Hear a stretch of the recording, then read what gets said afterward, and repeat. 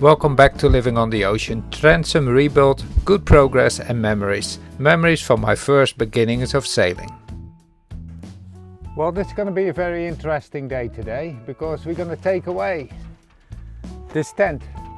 Well, not completely. I want to keep the tent because the roof is also very good against the sun. We cannot work on these tow rails on the outside. They're already glass fibered on the inside. They're quite strong, but the outside needs to get glass. That will make them very rigid. We want to thank all our subscribers and those that commenting and liking our episodes. How we extended her on the sandbank and built the steps and the chain plates, the concurved aft deck and cut a hole in it for the flush hatch. But now we need to work on the tow rails. It's glassed on the inside, I need to glass the outside, the piece of wood need to come off, and then I need to fare that out and laminate that to the hull. This is not going to be the permanent height. We're going to put a pipe on here or make a very nice top on this bit, and also I want to fare them away slowly towards the back so they actually go to nothing, curving with the end of the transom down to the waterline and actually disappearing completely. So this leg needs to go away, and that obviously makes the roof collapse. We're going to put a new pillar here on the inside that's going to lean against this, and I can clamp or screw that on the inside of the tow rail. You can also see the new deck that we built. I'm busy fairing that away. It needs a little bit more here to get that perfect flow. If I get one of those sail battens, yeah, if you lay one on here, you push that down, you can see it needs a couple mil here in the middle. It needs a couple mil more there. So that needs to be fed out, and then this is a perfect deck.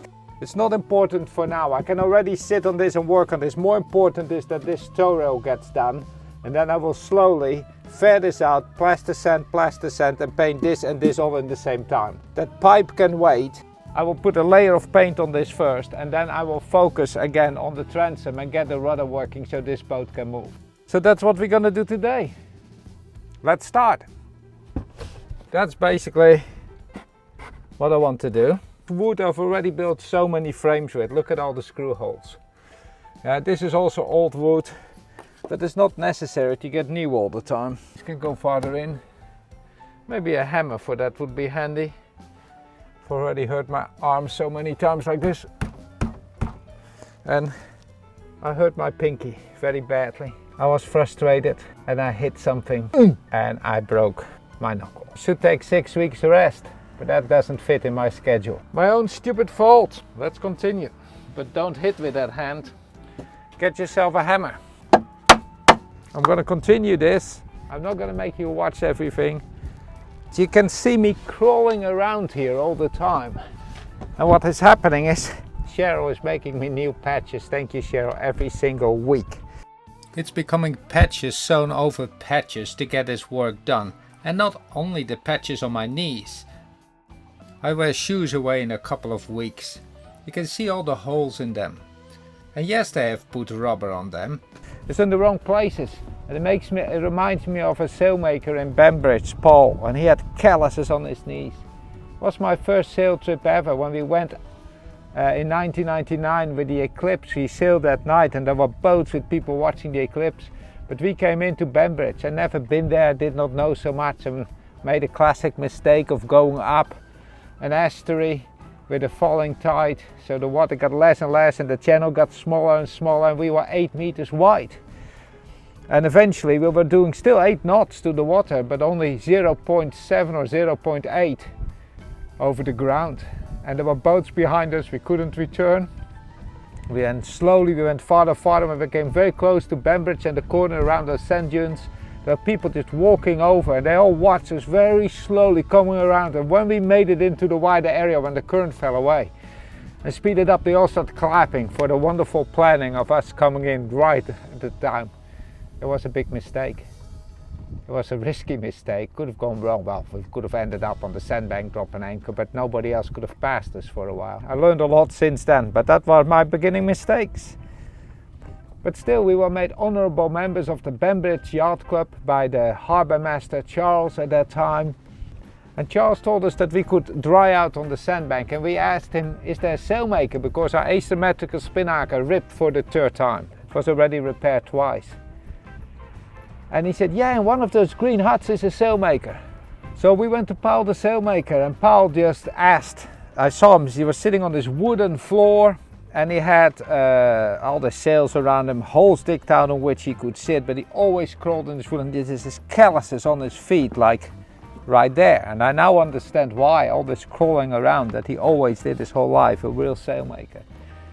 And such a good sailmaker that we said him that the asymmetric spinaker ripped, and he said, does it start like in the middle of the patch, just underneath the patch where they reinforced it, and then it starts right there and goes to the sides, hits the edges of the sail, and then it just rips out, basically blows out. And go, yeah, that's how it starts. And I even have a sail on this boat and I can see it starting.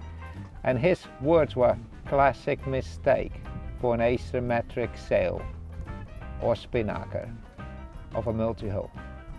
I come to your boat, and he came with us, looked at it and said, nah, this is not going to work. No, but the sailmaker that made the sail was right, that I used it in too much wind. I did use it in a lot of wind because there wasn't white water, but I wasn't understanding apparent wind at those times as well. So I didn't understand how much more wind there was on the sail when I all of a sudden started doing 10 knots with that Trimaran. But when Paul repaired it with a different way of doing the patches, with which we helped him, we sat there for a couple of days making those big patches, basically lining all the fibers towards the corner, instead of laying big sheets of material and overlapping them, where the fibers then lay like this and they can do that. And that's where they go crack. His system is laying layers over each other, but basically, obviously there's fibers in it like that, but all those fibers are going towards the forces. He had us made patches of 20 centimeter by 1.5 meter, if I'm correct, and they all went like that, staggered. And that's the way to make a strong corner on an asymmetric spinaker. It was this spinaker on Trinity, the first Trimaran we built, and you can see the little red corners that were not able to do the job. And in the shadow of the sail on the other side you can see the massive patches that were added to make this sail work. And we had lots of fun and mileage with this asymmetric spinaker after that. You understand who made the sails. When that boat became a charter boat in Croatia and we needed new sails. He was willing his advice to another sailmaker, actually the one that made that spinaker, but they didn't want advice of another sailmaker. So we decided, well, we know what happened with the one you made, we know what happened with the one Paul made. That one sailed forever. It sailed till literally you could grab the white cloth and do, well, I'm not going to pull off pieces, you could just, it fell apart from the sunlight. And to my amazement, it was the white and not the red or the black. It must be the coating that's on there that protected it more from the UV, I think. Maybe that's not correct. Please, in the comments, let me know. But we sailed that spinaker for years in the Mediterranean. Even when the new mast came and he made all the sails, he had to put in an extra 50 square meter in that sail. It became a 150 square meter sail. We had a lot of fun with that. I remember how we would be having guests on the boat, and we would each sail 5 minutes and set the max and see who could score the highest. Oh, I got 11.1, oh, I got 12 point something, and that was a lot of fun, that sail. Those days when you don't have much wind, an asymmetric spinaker brings all the fun back. But anyway, that's dreaming about the past, that's maybe dreaming about the future again. First of all, we need to get this boat operating, and I'm gonna make this tent now, and I will see you farther in the process. And the waves from the passing boats can be a real challenge. But then life without challenge would also be dull. So we keep on going, and it is working. You can see very well here the little pieces of wood that I used to line out the tow rail with the rest of the boat. And in the next episode I will fare that all out. And when the paint comes on it, I don't think you're gonna see much of it. Much too much wind to use the audio of this bit of video, but I'm explaining how this tow rail curves down to the stern of the boat, and how I've taken away the bucket that was for so many months on the side of this boat, preventing us actually from seeing what we were really building, seeing the whole thing in line. And this is the first time we can really see that. And later we will extend this tow rail all the way to the end up here. I'm screwing a new horizontal batten against the new legs on the inside of the tow rail. It's there to tie all the little black ropes to that used to hold the tent to the box that was on the outside built on Trimaran Dawn to collect all the dust while we were working. And since this box needs to move, the ropes need to be tied to something else. And it wasn't easy to do that upside down all the time from the boat, but nor was it easy to stand in a rocking dinghy and trying to do it like that, trying to hold a screw in place where you actually have to keep your balance.